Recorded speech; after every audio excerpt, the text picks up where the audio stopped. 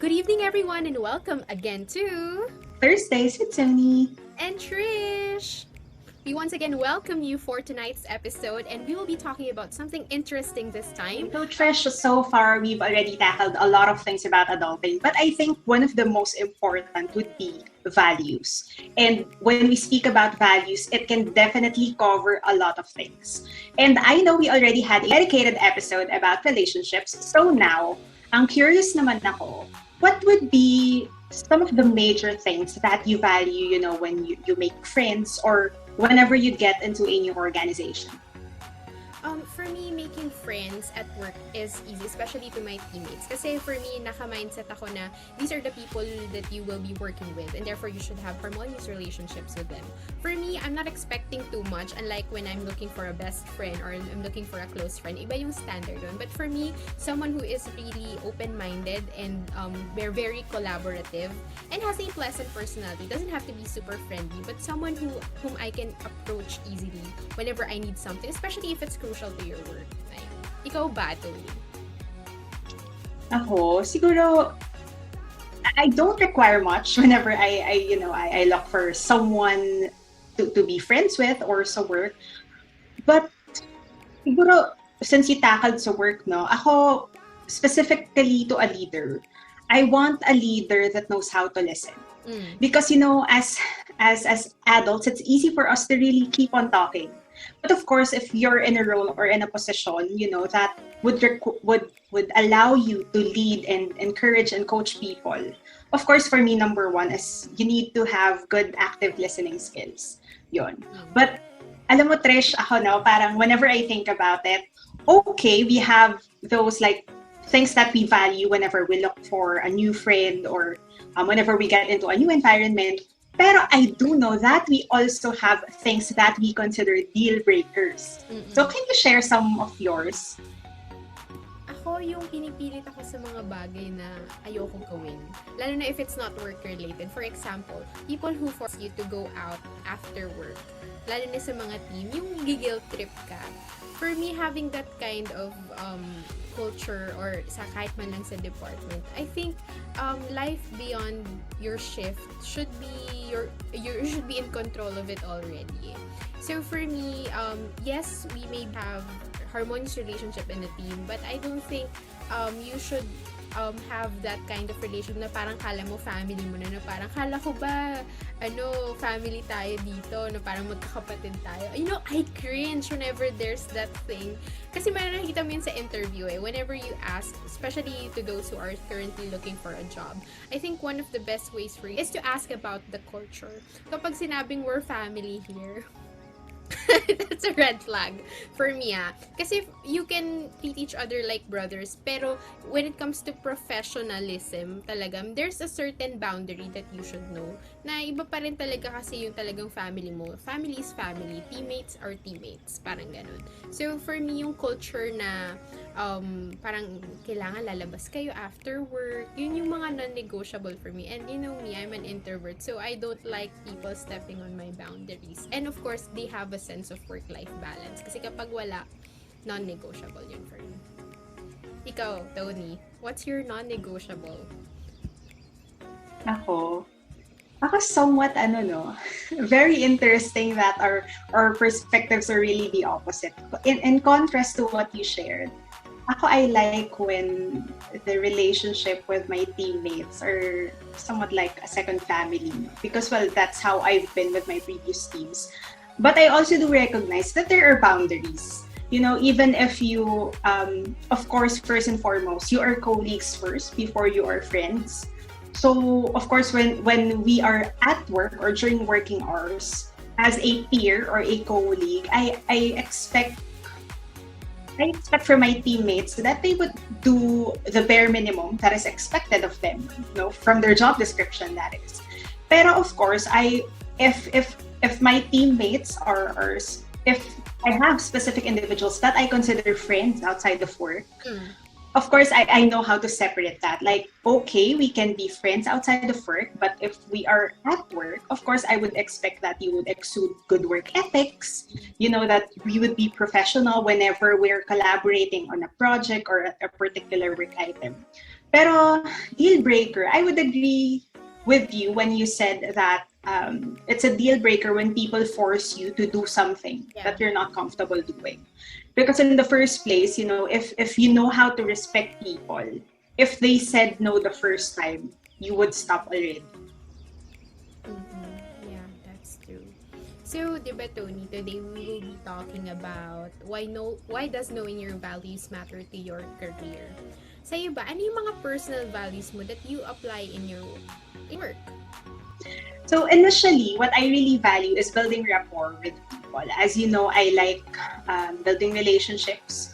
And for me to be more effective and more efficient in what I will be doing at work, I need to establish those connections because I also gather strength and courage, sometimes motivation from the fact that I have good working relationships with people. I mean, it would be a bonus for me if people would be open and would really voluntarily share a part of them, something a bit personal. Because I mean, whether that person will eventually consider me as a work friend or not, I value that because it's always something to treasure when you get to learn about people more. Mm. You learn about their experiences, you learn about their challenges, their coping mechanisms. That can eventually help you as well in your personal development, right?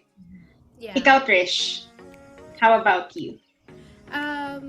Values, I really believe that it plays a significant role in my life, in our lives, di ba, Tony? But sometimes it can be hard to know exactly which of my values are important to take into consideration in a work context. And, how can they shape the decisions I make, especially when I was still new in the workforce. I think it's not something that you have as soon as you work right there and then. It's something that you discover as you go along the way, in your journey. And I think that's what makes it beautiful because perhaps that's how values become more valuable. And just like personal values, work values have to do with our preferences. Diba? We have our non-negotiables. It depends on our personality and our upbringing and purpose and desired path as well. So it's important talaga to consider these values as we explore our current job satisfaction level and think about future career development. So, Tony, and besides why knowing your values is important, ano yung mga values mo na sa tingin mo naka-help sa'yo in navigating into choosing the right employer rather? As I progress in my post-studies degree, culture and engagement are the two things that I really am passionate about. And in the past, whenever I would have job interviews, when it's my turn to ask a question, culture is definitely something that I ask about. Of course, I did not get the answers that I was hoping to receive because culture is very broad. Culture is not always seen like externally. It's like an iceberg in reality. So, when people would answer me with questions that are confusing or things that you can basically read in their official website, it's kind of frustrating because, basically when I ask about culture, the answers I would somewhat expect would be, people here are very professional. Not very broad, but things that, would make the applicant understand better that, not all things can be read from the company website. And, those are the things that I'm interested to know. Because if you don't know your culture in the first place, I mean, how would you even be able to sell your team for a new joiner? I mean, well, that's just... Well, for me, napakalaking bagay din ng culture kasi yan yung yung parang temperature ng magiging workplace mo di ba? So, ayun, tama ka. I mean, for me, whenever I have the opportunity to ask questions, it may not answer it, 100%, but you will have a glimpse of it once the interviewer answers the question. Mararamdaman mo recruiters, I mean, Yes. we're HRs. We can see right through the person, diba? And you don't have to be, actually, you don't have to be an HR. You just have to see the demeanor Yes. of the interviewer. Makikita mo na kung char lang yung sinasabi niya or Mm-hmm. it's genuine, diba? So, Mm-hmm. Mhm. Tapos Trish, so whenever we talk about values then, I know that there will always be people who will have contributions to, to the set of values that we acquire as we become adults. So personally for you, can you share, the values that have been influenced, the values that you have that have been influenced by people in terms of your career and your personal life? For sure, kung napanood nila yung mga previous episodes, I already mentioned names, no? Pero there's this one author who really have helped me in establishing the values that I have now. It's actually John Maxwell. He is a number one New York Times bestselling author. I started reading his book when I was in high school because my dad really is a fan of him. Lagi niya sa akin sinasabi na basahin ko lang daw yon kahit medyo overwhelming kasi about leadership and management, ganyan. Syempre high school ka, you don't know what this is all about. Pero, alam mo yun, as sabi niya, it may be overwhelming for my age, but as I will traverse in life as an adult eventually, all the things written there will make sense eventually. And my dad was right. Alam mo, isa sa mga hindi ko malilimutan na quotes niya is, if you start today to do the right thing, you are already a success, even if it doesn't show yet. Naniniwala ako na in every choices that we make, whether that's minor and major, that will affect your future. So, kaya lagi ko sinasabi sa sarili ko na kahit minsan mahirap, kahit minsan nakakatamad, when you have the opportunity to learn it because it will help you eventually. And it can also be a story to tell to other people who are still new in this career path, diba? So, ayun. Ikaw ba, Tony? Siguro medyo I'd focus on the people who greatly influenced probably my career, because of course I think it would be a given that our folks definitely had a huge influence on us. But of course, as we entered adulthood, we were able to meet a lot of people from the same field as ours that are more how would I say it, well versed in the path that we want to take. Hence, we took some valuable advice from them. So I would definitely recall my last two leaders when it comes to career development. Because well, I cannot have any big words that would be enough to really show how grateful I am, because aside from being able to build good relationships with them, they have also been very good at coaching, very good listeners, and even if one of them is is like the same age as my parents, and one of them is like just the same age as me, but the knowledge, the intelligence, I mean, sobrang big help talaga sa career. I value kasi when it's very rare to have leaders na, parang combo na good listeners, they give good advice, they know what advice to give you, and also timing. Timing is everything. I mean, if you're a good leader, I believe you can gauge if, this is the right time for this specific advice to be given to your staff.